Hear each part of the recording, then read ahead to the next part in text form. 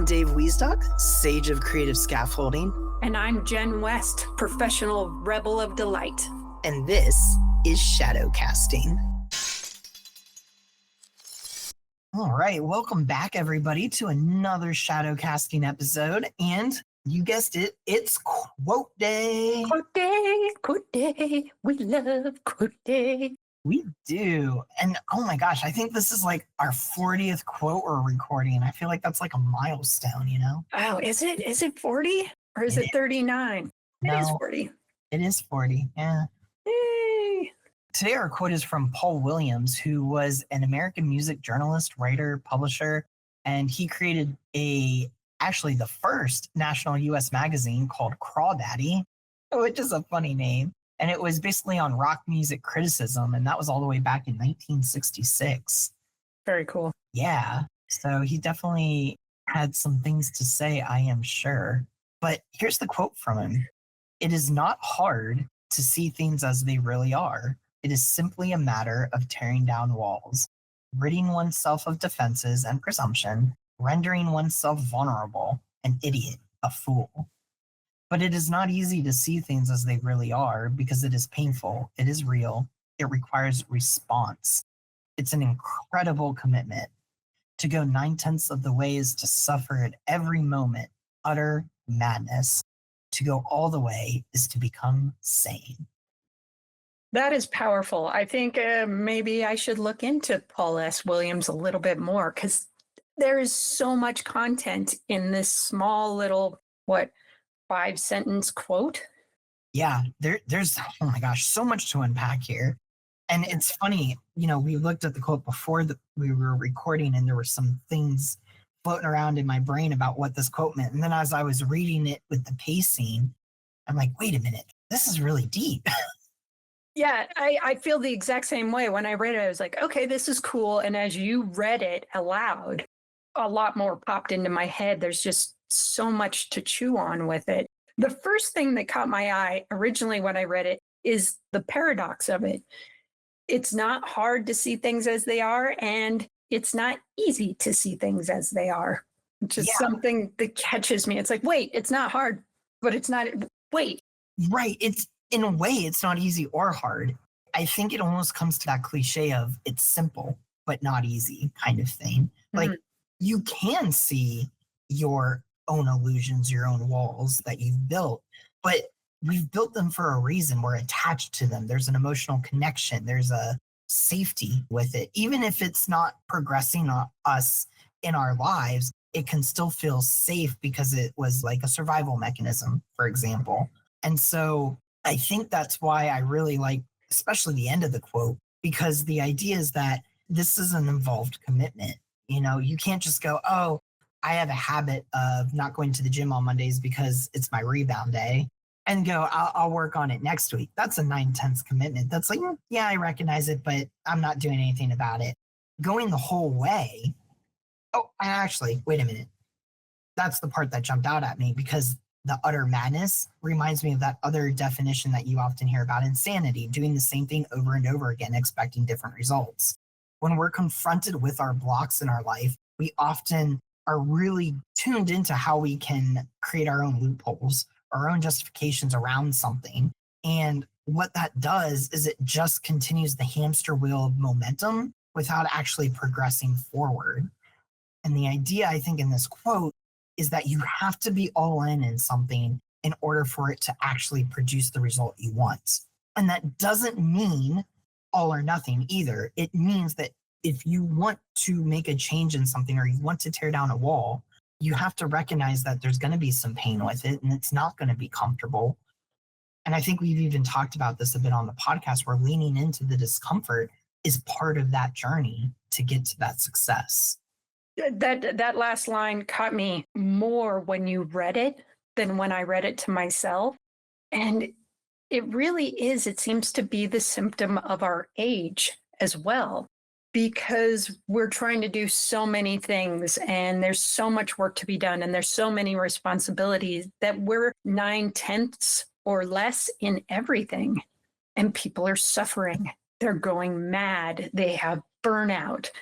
It's because there's nothing that they're all in on. You have kids, but you've got work and you've got the bills and you try to have free time and it's just too much, especially the way that it's happening right now, where a lot of the stuff isn't accessible. Getting a house, getting a job, these things are hard right now in the society that we're living in, and everything's overwhelming.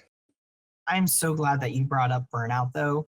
That's a great example of this quote to me because burnout is mental energy, right? And part of that is the inability to respect your own energy. The example that comes to mind is work. If you're at work and you get an email and it causes you stress and you don't know how to reply, and you're like, oh, let's say you get it at like 4 or 5 o'clock in the afternoon, so you can reply to it tomorrow.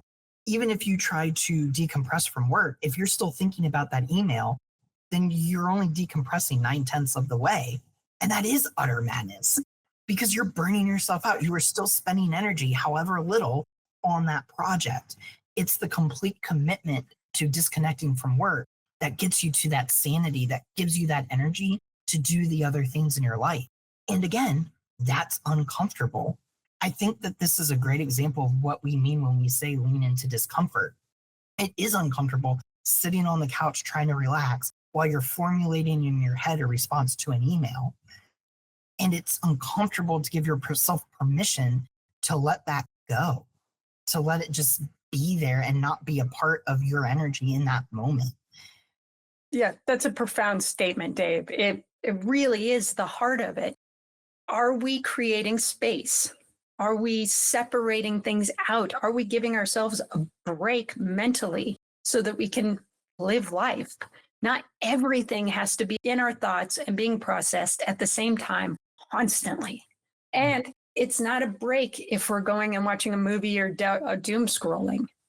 It's not saving us. It's not giving us that relaxation we need because 9/10 of the time we're thinking about something else we should be doing instead of that, and we're feeling worse about ourselves. So it really is. And this quote is so powerful in that it gives the solution. Become the fool. Do the work. This is why we record podcasts. Yeah.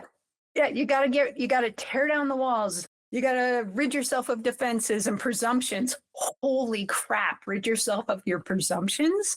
That's some work. Be an idiot. Be a fool. Allow that to be okay. You don't need to have all the answers. Yeah.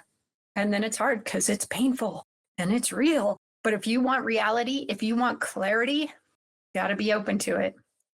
That's why I said this is why that's exactly where my brain went, was on the fool part, only because in the story of tarot, if any of our audience are interested in that, you begin at step 0, which is the fool. And the idea here is you don't place the emphasis on what you don't know. The emphasis is on the beginner's journey, the beginner's mindset, the growth mindset. That's the power in that card. And I think a call in this quote, because if we go in with our presumptions, then we are predetermining outcomes, whether they actually happen or not. And that can cause a lot of distress as well. And so the ability to take a step back and sort of embody that full energy is how you can move forward and be more open to what's happening around you. And I guess in a way, that's where that 9/10 energy comes in too, because if you are 9/10 in and 1/10 presumptuous, you're still allowing your presumptions on some level to dictate the outcome. This is really challenging and interesting. I'm curious what your thoughts are on, because, especially in my brain, with the all or nothing thinking that I can be prone to, it can come across as all or nothing, 9/10 versus all in. All or nothing thinking is a presumption in and of itself because we are trying to control the narrative with the all or nothing thinking. And this isn't quite the same thing. This is almost like a full openness into whatever could happen. And that could be black, white, or any of the gray in between. And I think that's where the sanity comes in. But I'm curious what you think. You said controlling the narrative. And I think that's the key to the all or nothing, because being all in is not controlling the external. It's not controlling the outcome. And I think that's where all or nothing thinking goes. I control everything, including the outcome I get. And you can't do that. That's insanity. You don't have that power.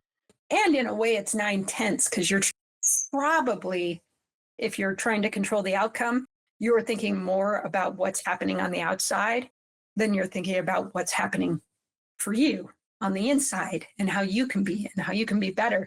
And there is nothing in this quote that really talks about the outside at all.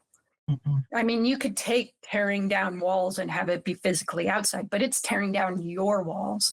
It's getting rid of your defenses. So it's all internal. And that's where you have to be 100%, not 9/10. And I think that's a beautiful nod too. This isn't outside of yourself. This is inside. These are all actions that you can do as you're confronted with things that you can affect on yourself.